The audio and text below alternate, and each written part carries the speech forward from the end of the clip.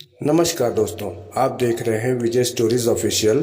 और आज हम आपके साथ एक और रोचक विषय के बारे में बात करने जा रहे हैं कि किसी मनुष्य की मृत्यु के बाद उस जीवात्मा के सामने कितने मार्ग आते हैं और यमदूत उसे किन किन मार्गों से होकर लेकर जाते हैं। तो चलिए बिना देरी किए शुरू करते हैं आज की वीडियो।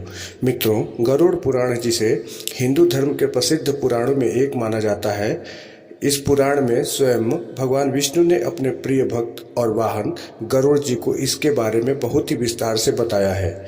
इस पुराण में स्वयं भगवान द्वारा वर्णन किया गया है कि हर मनुष्य को सिर्फ अपने जीवन में ही नहीं बल्कि मृत्यु के बाद भी उसके द्वारा किए कर्मों के अनुसार फल की प्राप्ति होती है। गरुड़ पुराण हर मनुष्य जिसने इस पुराण को पढ़ा है उसको अच्छे व पुण्य कर्मों के लिए प्रेरित करता है, क्योंकि मनुष्य द्वारा किए गए अच्छे या बुरे कर्म ही मृत्यु के बाद उसके साथ जाते हैं और उसी के अनुसार उसे स्वर्ग या नरक की प्राप्ति होती है।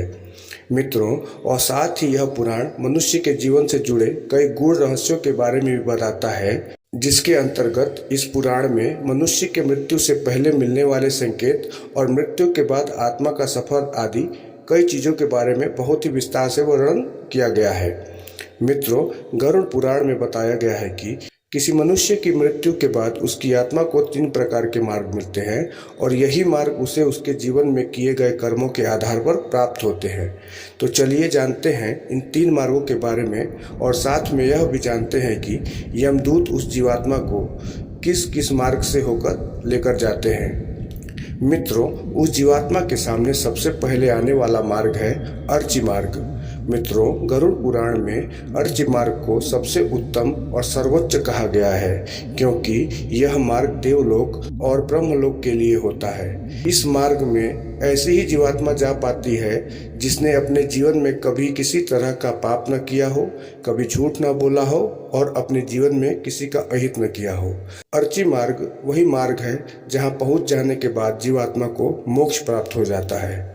गरुड़ पुराण के अनुसार जीवात्मा के सामने जो दूसरा मार्ग आता है वह है धूम मार्ग। यह मार्ग पितृलोक की यात्रा के लिए होता है और इस पुराण में यह भी कहा गया है कि यहाँ आने वाली आत्माएं स्वर्गलोक में पुण्य भोग कर और एक नया जन्म लेकर वापस संसार में ही लौट जाती हैं। तीसरा मार्ग जो जीवात्मा के सामने आता है वह है उत्पत्ति विनाश मार्ग। यह मार्ग नर्क लोक की यात्रा से संबंधित है। गरुड़ पुराण में इसे सबसे खराब मार्ग बताया गया है और साथ ही इस मार्ग में जीवात्मा को बहुत ही खतरनाक वैतरणी नदी को पार करना पड़ता है।